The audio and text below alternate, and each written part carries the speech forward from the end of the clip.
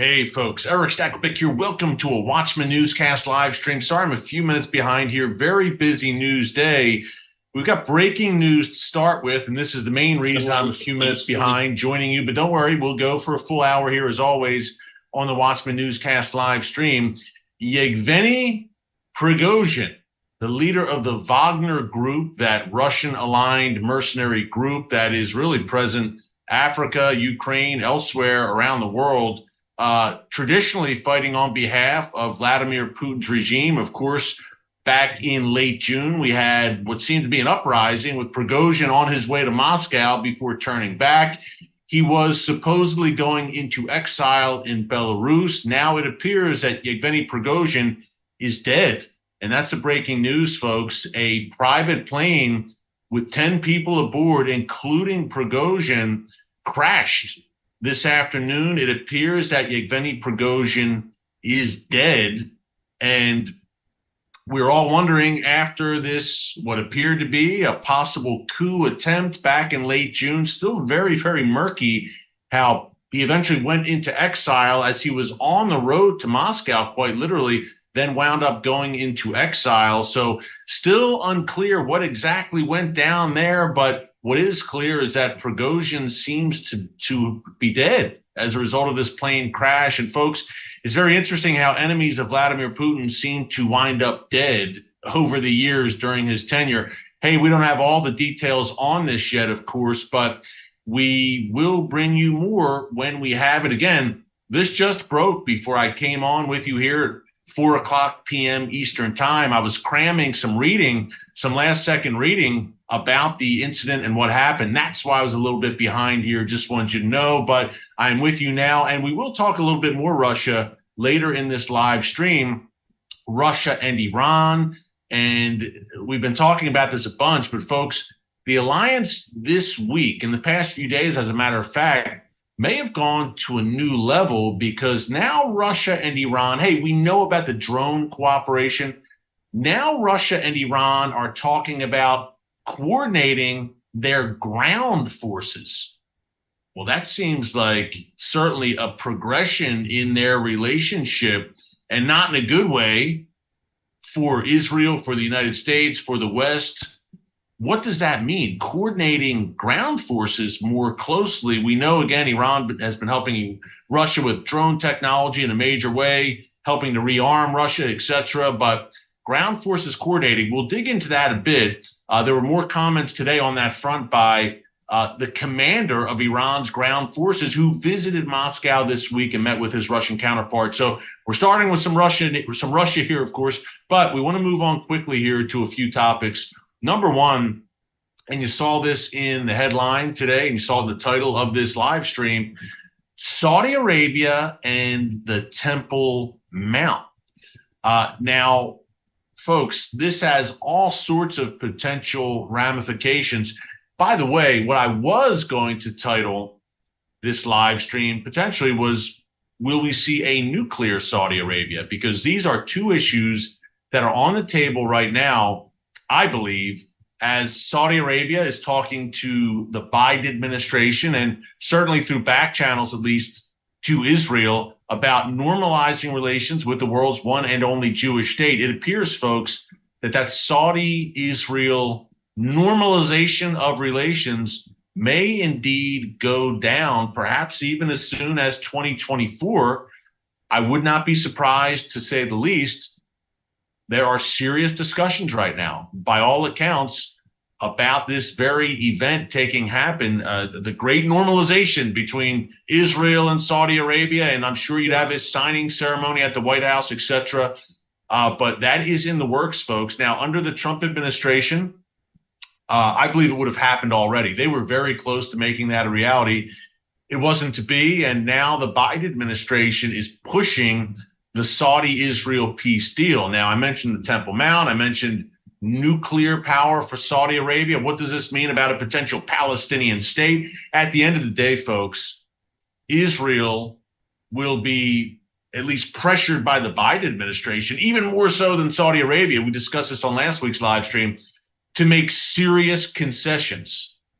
Nothing will be asked of the Palestinians, who, by the way, are in the midst of a terror onslaught in Judea and Samaria, the biblical heartland. The world calls it the West Bank.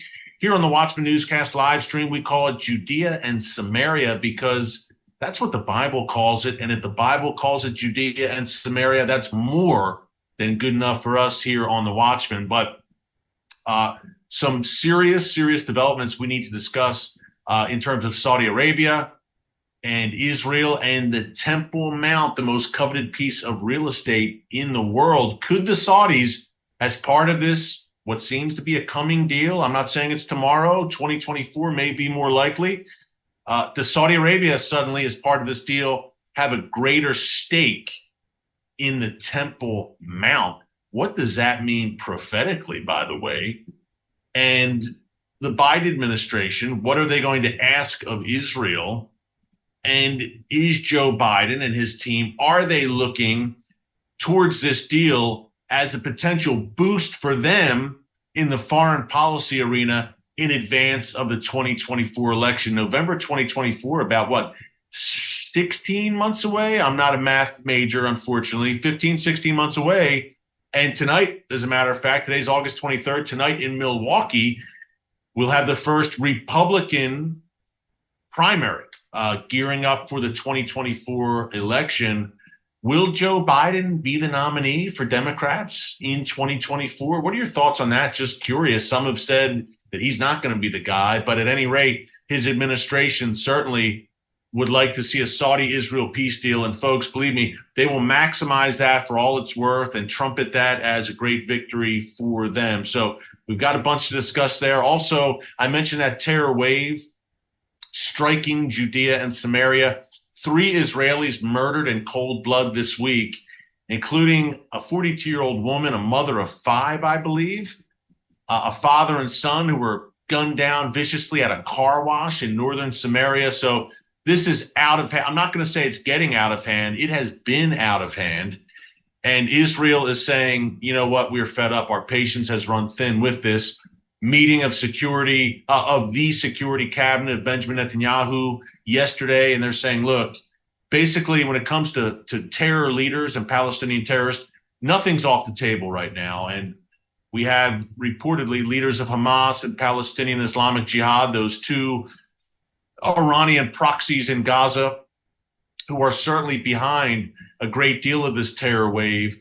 We have them reportedly cowering right now and watching their backs and fearful of being eliminated, I guess would be the best word to say, by the Israel Defense Forces. We've seen this in the past many times where Israel will target and eliminate a terror leader when there is a terror wave in effect like we see right now. So we've got a bunch to talk about, no doubt. Hey, a few quick things before we really dig into this.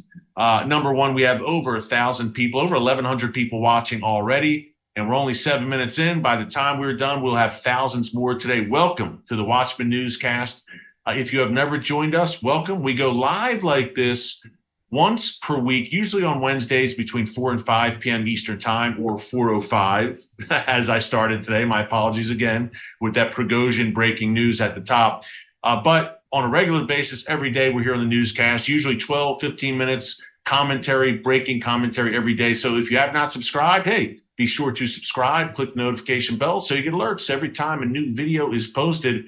Folks, we live in perilous times, momentous times, in bad ways and in good ways. And when all is said and done, these are Bible times. I believe these are prophetic times, no doubt. So we try to make sense of it for you here on the Watchman Newscast. Someone said they like the shirt. Yes.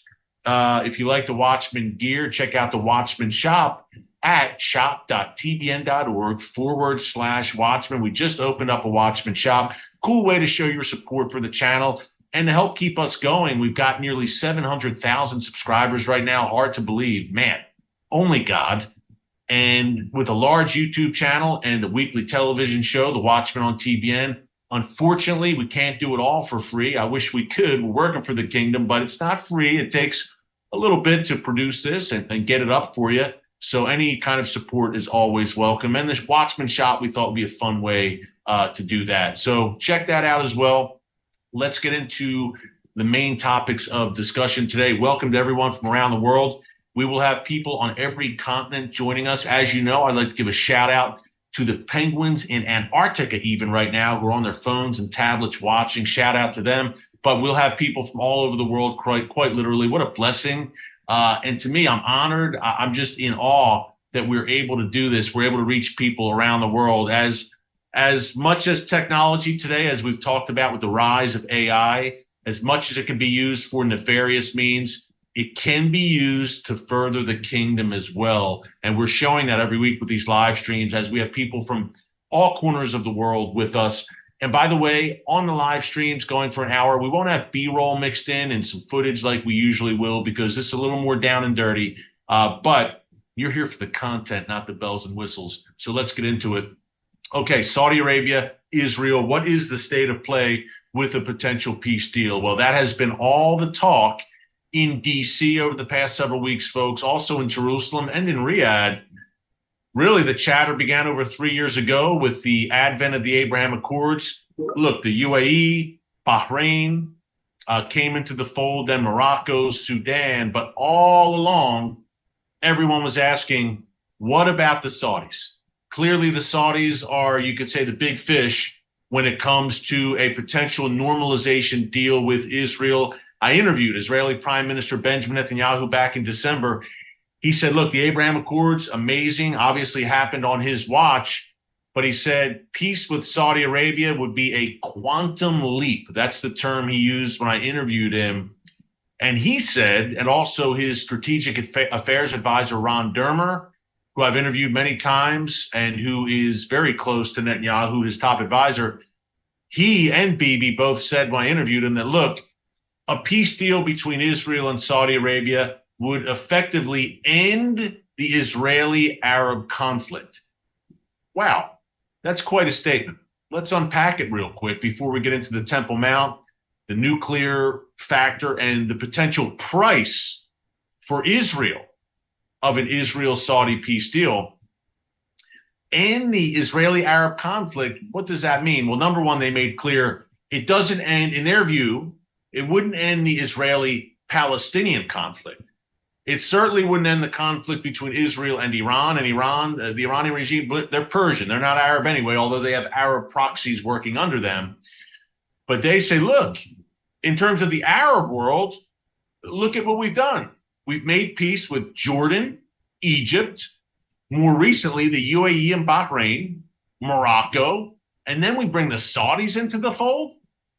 Yeah, we'd still be at loggerheads with Syria, clearly, and Iraq, not a good situation there. But the bulk of the most influential players in the Arab and Muslim world would have peace agreements with us. Jordan, obviously a close Western ally, strong intelligence services. Israel's neighbor to the east, very important. Egypt, the most populous Arab nation. Many say as Egypt goes, so goes the Arab world. The UAE, obviously an economic powerhouse, Dubai, Abu Dhabi. Bahrain, tiny, but a strong nation. I think an up-and-coming nation. I was there last year for a visit for a Watchmen production. Fascinating place. Morocco, good relations with the West. And then Saudi Arabia, look, the birthplace of Islam, Mecca and Medina are obviously there. Very oil-rich, influential, obviously good relations with the West. So Israel, they step back and say, look, we now have normalization. We have good relations with all of these influential players in the Arab world. So we believe that the Arab-Israeli conflict is over now that we have peace with Saudi Arabia. That is their view. They know that they put the Palestinian conflict over here in a separate box and the conflict with Iran in a separate box. And they actually see the Sunni Arab world. These are the Sunni Arab nations, Jordan, Saudi Arabia, Egypt, UAE, Bahrain, Morocco, etc. Israel sees them as natural allies against the Iranian axis, against the growing Shia superpower. And thank you. Someone just sent along a top chat. I didn't catch your name, but God bless and thank you. I see that in the very active chat on the side of my laptop that continues to scroll. Welcome, everyone. Keep the chat going. Love to have you all here. But the Iranian axis. And we've talked about the sheep and goat nations, right? Well, certainly the goats, the Iranian regime, not the Iranian people. Key point there. They are the main victims of this wicked regime. But Hamas, Hezbollah, Palestinian Islamic Jihad, the Houthis in Yemen, the Assad regime in Syria, all part of that Iranian axis, the various Shia militias in Syria and Iraq as well. That is the Iranian axis. On the other side of that divide are Israel and the Sunni Arab nations, the Abraham Accords nations, plus Jordan and Egypt, and plus potentially Saudi Arabia. And not only that, there's been chatter over the past 3 years about Oman, Indonesia, and Pakistan. That's two interesting ones there, folks. Look, Indonesia and Pakistan are not in the Middle East, obviously. Pakistan's in South Asia, Indonesia in Southeast Asia, but Pakistan is the world's lone Islamic nuclear power. Hey, Iran is trying to get there. Pakistan has been there for a while. That's number one. Number two, Indonesia, not any Arab nation in the Middle East, but Indonesia is the world's most populous Muslim nation. So that would be two big ones as well for Israel. But what does it all mean? I want your comments here, if you don't mind, because we will have our Q&A session over the last 15 minutes or so of this live stream. What do you think?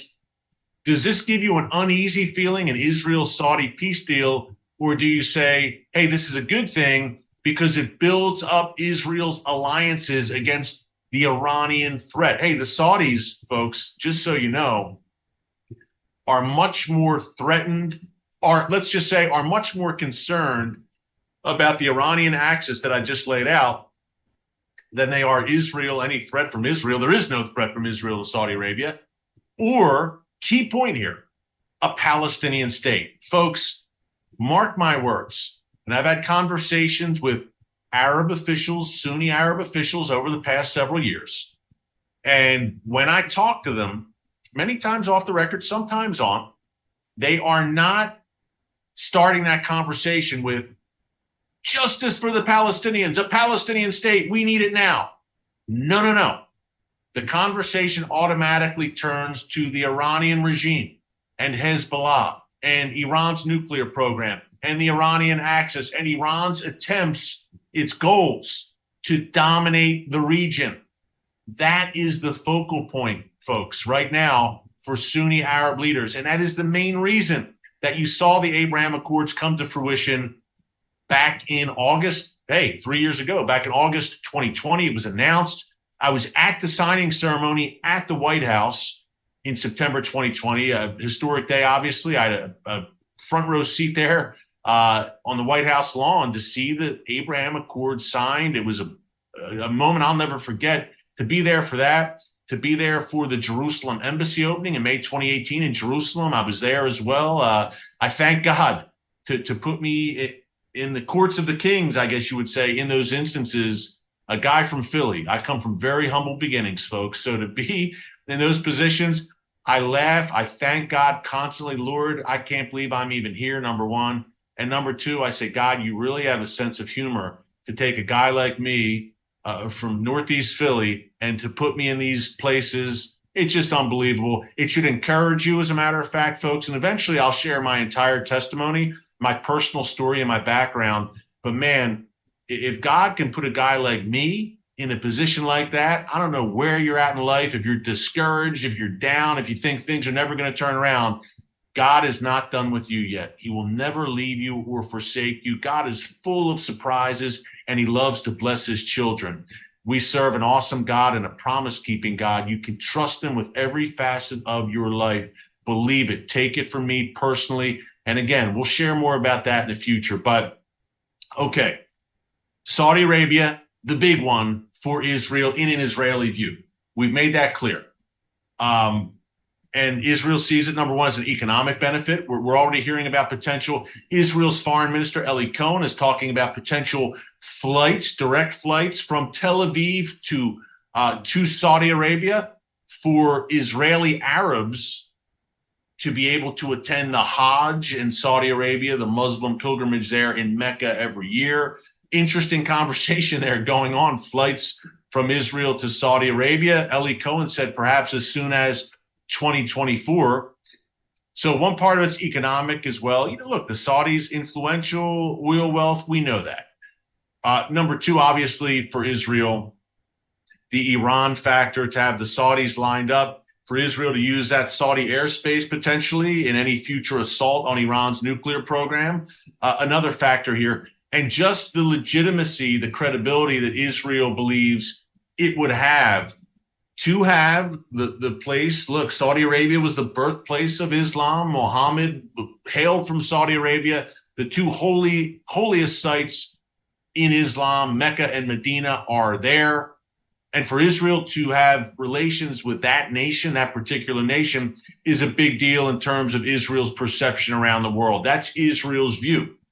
Again, would love to get your thoughts on this. And let's dig a little deeper now. What is, I don't want to say the price for peace. That's always the question with Israel, right? Because when we're talking, usually it's with the Palestinians, where there are demands that Israel give up land. And it's just a non-starter to give up Judea and Samaria. From my perspective, I'm not an Israeli. I'm not the one calling the shots in Jerusalem. But from an outsider's perspective, man, that doesn't make a lot of sense, especially since right now the Palestinian Authority of Mahmoud Abbas, which is terror-friendly to begin with and pays the salaries of terrorists who slaughter Israelis. They call it the pay, or here in the West, we call it, people who oppose it, the pay for slay campaign of the Palestinian Authority. Nonetheless, he's weakened. Hamas and Islamic Jihad, as we've reported on the newscast in recent days, are gaining in strength in Judea and Samaria, which the world calls the West Bank. Again, we'll call it Judea and Samaria here in the Watchman newscast. Samaria is mountainous. You could roll rockets and missiles there, and you're looking down at Ben Gurion Airport. So between that and between the lack of any sort of moderate, coherent Palestinian leadership, I don't know, call me crazy, folks, but now doesn't seem the time to have a Palestinian state and that whole discussion on the table. And that's not even talking about Gaza. Will this be some sort of contiguous state that somehow links the West Bank and Gaza? Gaza, which is ruled with an iron fist by Hamas, which means by extension, it's essentially ruled by the Iranian regime, the benefactor of Hamas and Islamic Jihad, the two most powerful forces in Gaza. So I guess I'm crazy, but I don't think this is quite the time to even talk about that or to discuss that. Hey, believe me, the Saudis feel the same way. The Saudis had not been pushing. They pay lip service to Mohammed bin Salman, the young crown prince who's really the power broker in Saudi Arabia right now. He's paid lip service to a Palestinian state, really at the behest of his father, the king. But at the end of the day, MBS is not losing sleep over the lack of a Palestinian state. He's not pining for a Palestinian state. You get the sense that he's certainly annoyed and then some with the likes of Hamas and Islamic Jihad, which are, again, Iranian proxies. The Biden administration is using this as a cudgel against Israel, folks. And we talked about this a bit last week. Let's review. The Biden administration is playing the role of mediator right now. They've made clear that they want to see an Israel-Saudi peace deal for the reasons I laid out at the beginning. For them, they can use this as fodder for the 2024 election. Look what we did. Peace in our time between Israel and Saudi Arabia. People said it would never happen. By the way, that's interesting how the media works. Actually maddening. Because the Abraham Accords, if you recall, back in August, September, during the last election cycle, 2020, obviously happened under the Trump administration. The media virtually ignored them. There was coverage, but the media moved on very quickly. These historic accords, and the media just moved on. Folks, I can guarantee you, if Saudi Arabia and Israel come to a peace agreement during the 2024 election cycle when Joe Biden's in office, man, the media is going to pounce on that, and they're going to broadcast it far and wide, and they'll be hailing it and hailing it some more. Trust me, the Biden administration knows that very well, and they're going to continue to pursue it. And the other facet of this is that the Biden administration is going to make demands of Israel. Hey, we want to give you this quantum leap, quote, that you've talked about, and this game-changing agreement with Saudi Arabia, but Israel, you're going to have to give something in return. A Palestinian state, half of Jerusalem, who knows what else will be thrown out there. I don't think Israel would bite, at least under the current government. Benjamin Netanyahu, if he did attempt to agree to a Palestinian state or major concessions, then his government would collapse. His government, his cabinet ministers, a good deal of them would say, no way, we aren't for this. They'd pull out of the coalition. You'd have new elections. Perhaps Bibi would do that. Perhaps he would call for new elections and form what's been called a unity government, where he'd bring Benny Gantz, dare I say, Yair Lapid into a coalition. It seems completely unlikely, folks, but expect the unexpected in today's Middle East. Would they all come together in a unity government once again? And would that be something that paves the way for the Saudi deal? Who knows? Again, today's Middle East is more unpredictable than it's ever been, and it's always unpredictable. But everything's on the table, I think, right now. So you can bet your bottom dollar that the Biden administration, which is no fan of Bibi Netanyahu, is going to try to pressure him and say, hey, you want the peace deal with Saudi Arabia? Okay, then we want this. And again, folks, the fascinating and maddening thing is that the Saudis aren't doing that about a Palestinian state. For their Arab brothers, they're not doing that. But the Biden administration are the ones advocating for it. It's a world turned upside down, but if you've been watching the Watchman newscast, you know that. Okay, what about Saudi Arabia? What do the Saudis want? Apparently, they want to be able to develop nuclear power as part of this deal with Israel. Now, does that mean eventually Saudi Arabia building nuclear weapons? Look, folks, if Iran continues its march towards the bomb, and I don't believe they'll get there, by the way, I believe Israel will act. I believe that's coming eventually. There's no way around it. It's an existential threat that Israel can't accept, and the current administration in Washington certainly, and other Western nations, Britain, France, Germany, etc., they don't have the stomach to confront Iran over its nuclear program. The dirty work will be left to Israel. That's eventually coming. But as Iran continues its nuclear development, would Saudi Arabia, look, which lies right across the Persian Gulf from Iran, too close for comfort, and bearing in mind how Iran has expansionist aims, bearing in mind how the Iranian regime covets Mecca and Medina, and bearing in mind that in September 2019, nearly 4 years ago now, wow, hard to believe, the Iranian regime directly attacked Saudi Arabia with rockets and drones. A hybrid attacked the Saudi Aramco oil facility and shut down a good chunk of the world's oil supply for that day for several hours in mid-September 2019. So the Saudis aren't foolish.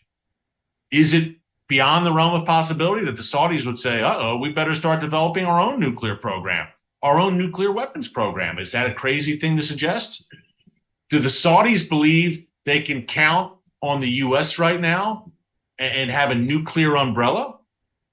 Do the Saudis believe, look, the Saudis see the Biden administration, which has been openly hostile to Saudi Arabia, number one. Number two, they see Israel beset by internal problems right now and just a nation divided in many ways. And they feel like they're on an island. And that's why back in March, the Saudis, out of a position of weakness, normalized relations with Iran once again. I call this a non-aggression pact. That's how the Saudis view it. Where they're saying to Iran, look, we don't really like you, you don't really like us, but let's try and be civil here. And we saw a meeting just last week between Saudi and Iranian officials, the foreign ministers of those countries solidifying it. It's not an alliance, folks, between Iran and Saudi Arabia. Again, big difference here. It's a non-aggression pact. Will it last? Are deals with the Iranian regime worth the paper they're written on? I don't believe they are. We shall see. And that deal could be torn up in a second, even on the Saudi side. Perhaps if Israel and Saudi Arabia normalize relations, Iran rips up the deal and says it's off. You're a traitor to Islam, Saudi Arabia. You can see it. That's what they did with the UAE and Bahrain a few years ago. The other piece to this, okay, the nuclear factor, and already Yair Lapid, the opposition leader in Israel, has come out against the Saudis having nuclear power, and also some members of Congress here in the U.S. So that's going to be interesting to watch if the Saudis push that as part of this grand deal with Israel. But the other factor, the Temple Mount. And folks, this is where it's already interesting.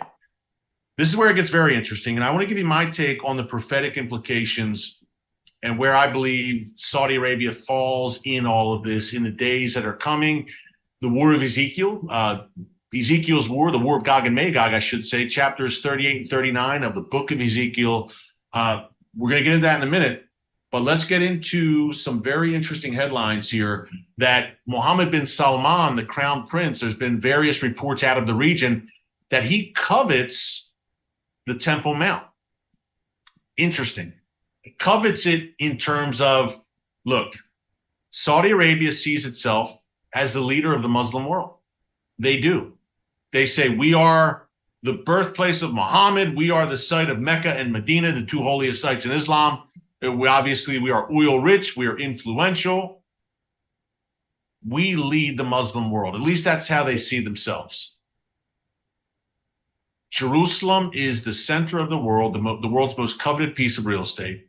The Al-Aqsa Mosque is considered the third holiest site in Islam. It sits atop the Temple Mount. Would the Saudis not like to be the custodians of the Temple Mount and have custodianship over the Al-Aqsa Mosque as well? Then the Saudis say, wow, we control the three most important sites in Islam. Hey, MBS, Mohammed bin Salman, is a very ambitious guy, very forward-looking, to say the least. And Jerusalem, folks, everyone wants a piece of Jerusalem. Everyone wants a piece of God's one and only holy city, the ancient and ancestral capital of Israel. God has written his name on the walls of that city. He has given it to the people of Israel forevermore. And yet, everyone covets Jerusalem. It's like a gravitational tug, a gravitational pull. No one can resist the lure of Jerusalem. The prophet Zechariah talks about this. He says that a day is coming when Jerusalem will become like a burdensome stone, and every nation that comes against it will be cut to pieces. Hey, folks, we're at those days right now, I believe. And look, what happens is Saudi Arabia saying right now, I'm going to quote from some very interesting articles from the region about this, is Saudi Arabia right now saying, hey, we'd really like to control the Temple Mount? Because right now, just a reminder, Jordan essentially controls the Temple Mount. The Islamic Waqf, they're Jordanian religious authorities. They have custodianship over the Temple Mount. Now, ultimately, God Almighty has custodianship over the Temple Mount. Let's just get that out of the way. But, hey, you've heard it here if you've been watching the newscast. 1967, Israel reconquered Jerusalem, reunited the ancient and ancestral capital of Israel and the Jewish people. During the Six-Day War, retook Jerusalem. And yet, Moshe Dayan, the general at the time, allowed the Muslims to maintain control of the Temple Mount and the holy sites there, which means we have the so-called status quo. That's the term that's used, where Jordan, again, the Waqf, these religious authorities in Jordan, control the Temple Mount, which means Christians and Jews are not permitted to pray openly on the Temple Mount. I repeat, Christians and Jews cannot pray atop the Temple Mount, or they will either be escorted off the site or arrested. And I've been up there, folks, many times. I've walked the Temple Mount, and I will tell you, the Jordanian religious authorities, they're watching like a hawk, and they take their role very seriously atop the Temple Mount. But things are really moving in a very interesting direction these days, where we have more Jews than at any time since the miraculous rebirth of Israel in 1948 visiting the Temple Mount. Now, again, if they pray openly, they'll be arrested, more likely escorted off the site, but could be arrested. They're not. I just want you to wrap your heads around this, around your heads, folks, and let me know if you think this is right, what you think of this. For the sake of peace, suppose it, that Jews are not permitted to pray at their holiest site, the Temple Mount, where Solomon's temple, the first temple, and the second temple, some called Herod's temple, where Jesus taught, chased out the money changers, taught as a 12-year-old boy when he and his parents lost each other, as recounted in the gospel, but then they were reunited, of course. So a site obviously important to Christians as well. And for the Jewish people, their holiest site. Look, Solomon's temple was where the divine presence of God Almighty once dwelt. The Ark of the Covenant was inside that temple in the Holy of Holies. So for Christians and Jews, the Temple Mount, tremendously important. That's an understatement. And look, Jews were praying there 3,000 years ago, Christians 2,000 years ago. Islam was not founded as a religion until hundreds of years after that. And the word Jerusalem never appears in the Quran.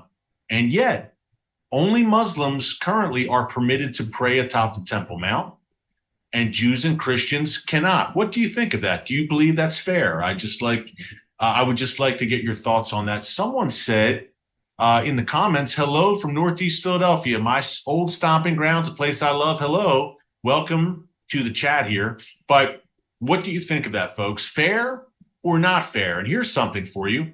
If Saudi Arabia somehow, and there's the not so small matter of Jordan, what would Jordan say?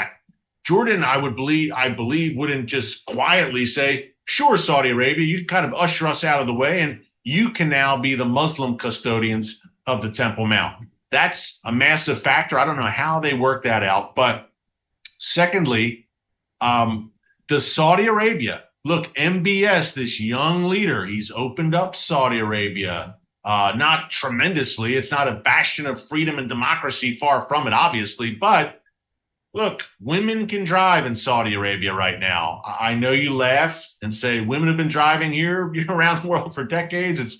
It goes with the territory in a free society. Well, for Saudi Arabia, that's a big deal that women can now drive. That's a sign, and many there aren't happy about it. But he's gradually, MBS, opening things up. And in the UAE, we have these interfaith. I was in the UAE. I've seen this up close. Last year, there's many conversations about interfaith and Muslim, Jews, and Christians together sharing worship spaces. Does MBS push that in Jerusalem? Hey, this is a holy site for Christians, Jews, and Muslims. It should be a shared space where everyone can worship. Folks, you can see it prophetically. Can't you see it? And also, the Temple Mount, the third temple. Hey, folks, there's a few things that are very certain in Bible prophecy, in my view. Number one, Jesus will return, and he will return to Jerusalem. He's not returning to DC, Berlin, Tokyo, Moscow, New York City, London. He's going to lay down his foot on the Mount of Olives in Jerusalem. That's number one. Number two, a third temple will be built. I believe that's irrefutable. I believe it's clearly a physical temple. A third temple will be built in Jerusalem atop the Temple Mount. I believe that's a certainty. I believe prophecy demands it. Daniel talks about it. The book of Revelation talks about it. And folks, right now, the conversation, you've heard about the red heifers and the Temple Institute in Jerusalem preparing for a third temple. Some have said, well, how does that happen?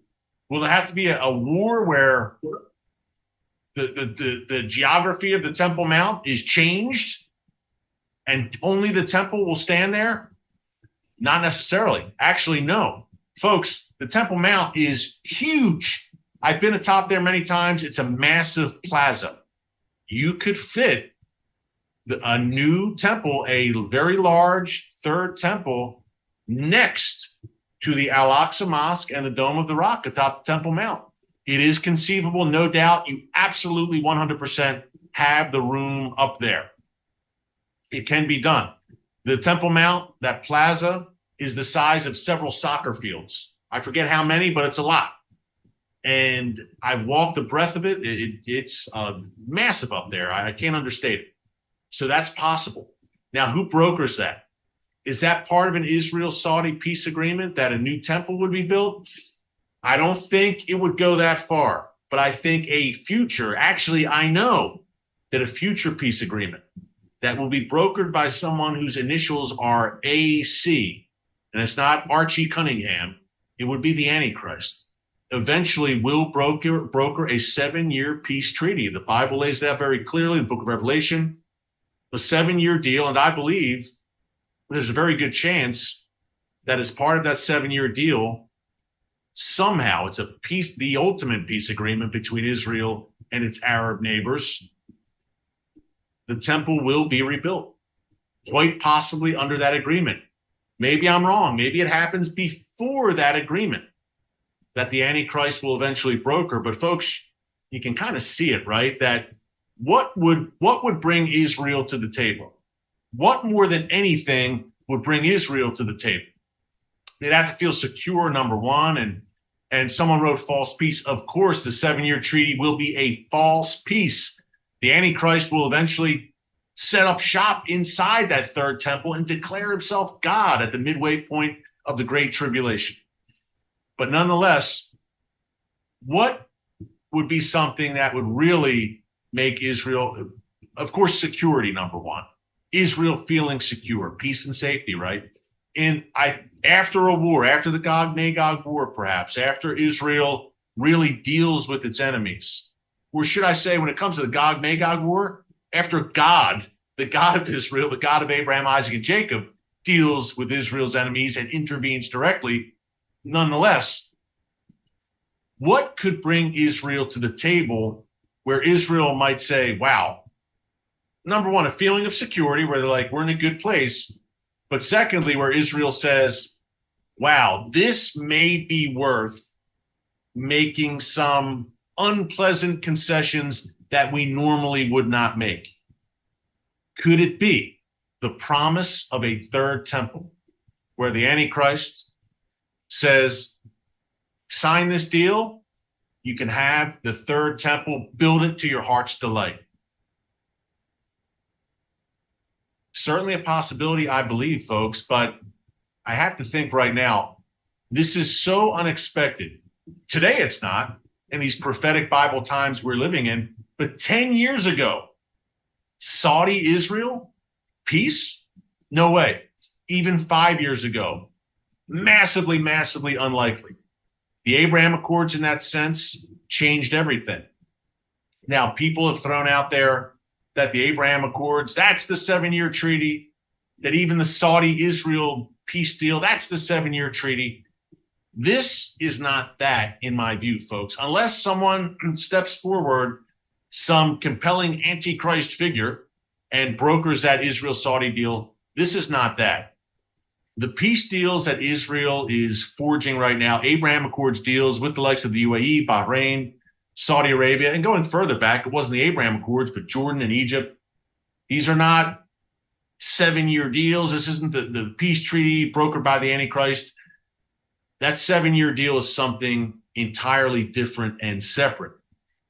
But it's very interesting. I still believe there are prophetic implications because these deals move the goalpost a bit, right? And move the ball down the field, I guess, where, hey, Israel with deals with its Arab neighbors, that's not some crazy thing anymore. It's pretty common, as a matter of fact.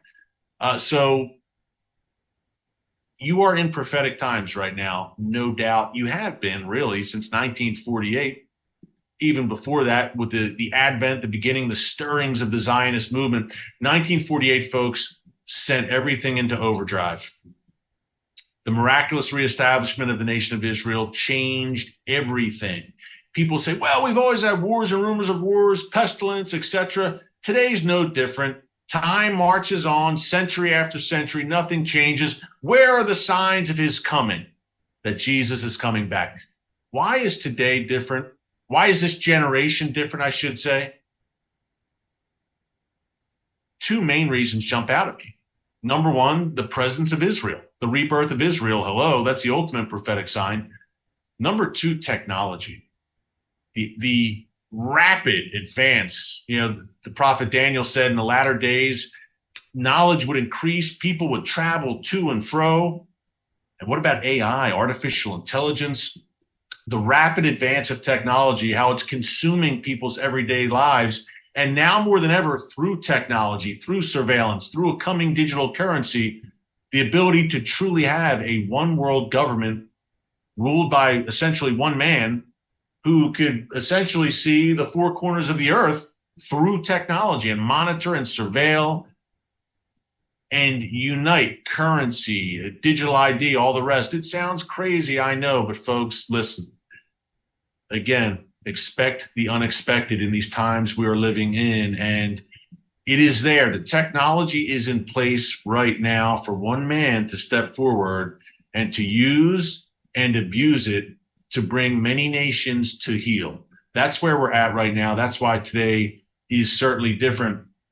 But this Saudi deal, the talk is an overdrive, and it's interesting. Israel has traditionally, when it comes to making peace with its neighbors and potential peace deals, for instance, the Abraham Accords, August 2020, that came out of the sky, it seemed. Well, what? Israel's making peace with Bahrain and UAE? No one knew. This was a surprise, and Israel was tight-lipped about it.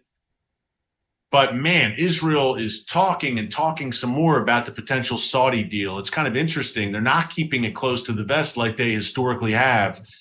So that's been interesting to see that.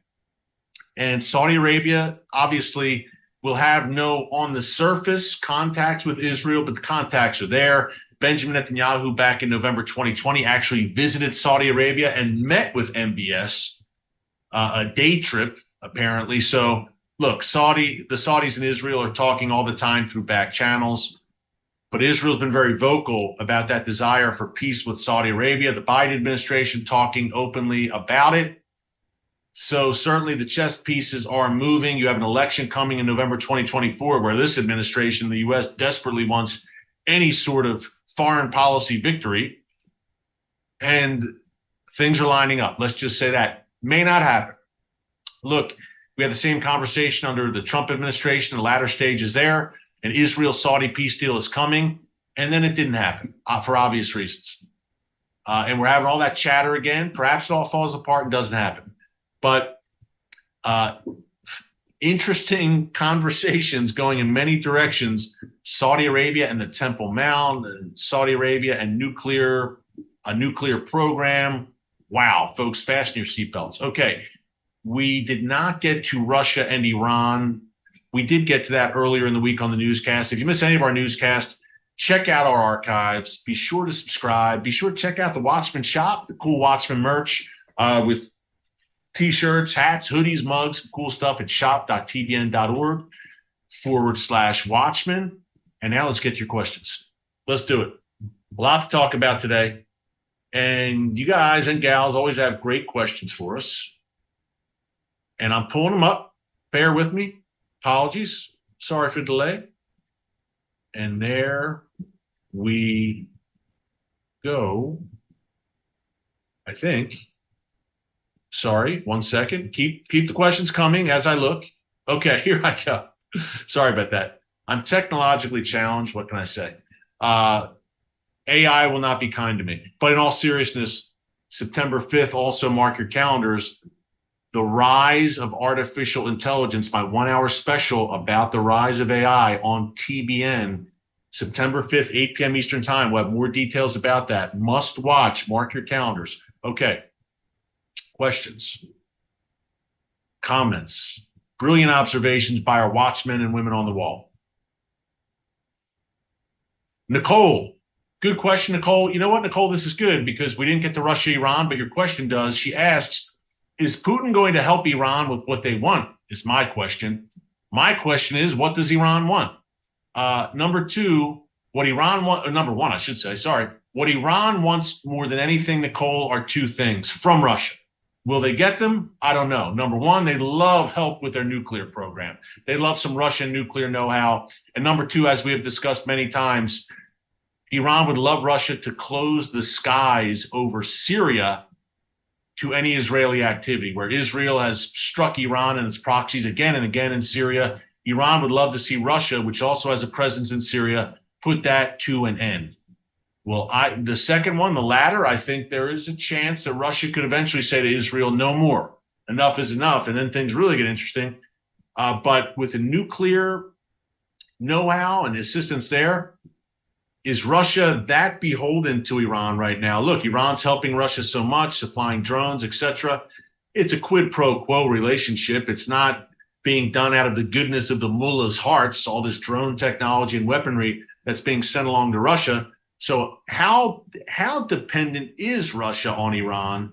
Are they that dependent where Russia would take what seem to be kind of drastic steps to solidify that Iran relationship, helping Iran with its nuclear program, doing a full turn against Israel at the behest of the Iranian regime? Hey, we know that full turn is eventually coming prophetically in the war of Gog and Magog. Ezekiel 38 and 39 lays it out. But when is it coming? It's interesting to watch because Russia and Iran, look, the ground commanders of both countries met this week in Russia and both made clear that that relationship is growing by leaps and bounds. Great question, Nicole. Okay. Let's see what else we have here. Oh, Michelle Evans, God bless you for asking this question. You just reminded me of what I meant to talk about. Just out of curiosity, Eric, Michelle says, are Saudi Arabia and Jordan mentioned in the Bible as participants in the end times? I believe Saudi Arabia certainly is, perhaps Jordan as well, in the Gog-Magog prophecy, where it talks about the merchants of Sheba and Dedan. Or it talks about Sheba and Dedan, the young lions of Tarshish, but Sheba and Dedan, which I believe are those Gulf nations like Saudi Arabia, like the United Arab Emirates. The Bible says that when this invasion force approaches the mountains of Israel, led by Russia and Iran, I believe Turkey will also be there, some African nations, some former Soviet republics, and they're threatening Israel. They're advancing on the mountains of Israel. Ezekiel says that Sheba and Dedan, I believe in Saudi Arabia, those Gulf nations, will protest and they'll say, hey, why are you doing this? Hey, you shouldn't do this. But they won't intervene. They're not physically, militarily going to get involved and assist Israel. And I believe neither are Western nations. They're going to protest loudly. Hey, you'll see a bunch of UN resolutions, but they aren't going to directly intervene and help Israel. Israel will be on its own, except for a pretty strong ally, very strong, God Almighty, who intervenes directly. The strongest of the strong, the king of the universe. God Almighty intervenes on behalf of Israel. But Saudi Arabia will protest. With Jordan, interesting. My friend Bill Salas says that Jordan may be involved in Psalm 83. You think of historically Edom, Moab, and Ammon. They comprised modern day Jordan. You read about them a bunch in the Bible, right? So Jordan's prophetic role, many different takes there. But Saudi Arabia, I think, pretty clear, and perhaps Jordan is part of those protesting this invasion. Remember, it's going to occur right on Jordan's doorstep as well. Okay, let's see.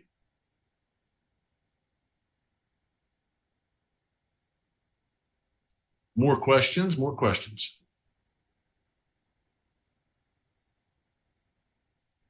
Denise Forster. Good question, Denise. I think a lot of people ask, in the deal between Israel and the Saudis, why do they even need a broker? Why can't they just broker their own deal with Israel? Good question. The U.S. always seems to be the mediator in these deals. I suppose the biggest part of that is these nations, before the deals are signed, they don't have diplomatic relations. So there needs to be a third party. Since there are no diplomatic relations, you don't see their diplomats meeting face to face, so they feel like they need a third party. The United States, the most powerful nation in the world, usually plays that mediator role. But you would like to see, Denise, these nations just cut out, in this case, cut out the Biden administration, which is advancing its own interests, like I discussed a few minutes ago, in advancing a Palestinian state here and other things. You'd like to see them just mano a mano negotiate this thing, right? But that historically, when it comes to the Middle East, over the past 80 years or so has not been the case. There always seems to be other powers, and not only the U.S., You've got Britain, France, Germany, P5 plus one. Russia's in there. China is a part of these Iran nuclear talks, for instance. Israel is a sovereign nation that can make its own decisions and control its own destiny. Ultimately, God controls the destiny of Israel and every one of us. But Israel is a sovereign nation. And far too often, in my view, Israel is treated as the property of other nations who think they can boss Israel around and tell Israel what to do and how to run their country and what to do with Jerusalem, of all places, where Jews were living 3,000 years ago. Israel is a sovereign nation. God gave the people of Israel a title deed to that land, and the world doesn't like to hear that, and they don't believe that, and it's going to cause a lot of problems in the days to come, and it already is and already has. Okay. Let's see here. Sylvia Mukhwano asks, Eric, wasn't it just last week that you said Russia got drones from Iran to be used on Ukraine? Yes, Sylvia, and not just last week, but weeks and weeks prior. Russia and Iran, hey, that relationship, I talked about the ground forces today, but Russia has been getting that drone technology for a good amount of time now, well over a year, to the point where Russia right now is building a drone factory east of Moscow with Iran's help, where they plan by summer 2025 to mass produce off the assembly lines 6,000 attack drones based on the Iranian Shahed 136 model, which is an attack drone which can be loaded with explosives, flown into a target. They've been called, and people say, no, people get mad about this. Not my words. I'm just quoting. Some have called them suicide drones. I know they're not actual people, but some have called them suicide drones, kamikaze drones. Call them what you like. They are very lethal and very dangerous. And Russia is getting that technology in a large degree from the Iranian regime. It's a dangerous thing for sure, as Iran also passes that technology off to the likes of Hamas, Hezbollah, Islamic Jihad, all the rest. Okay, let's see what else we have. We still have thousands with us. What a great live stream. Great to have you with us. Fascinating stuff, right? What we're talking about. Wow. Man, oh, man. Let's see here. Let's see here. We got a bunch.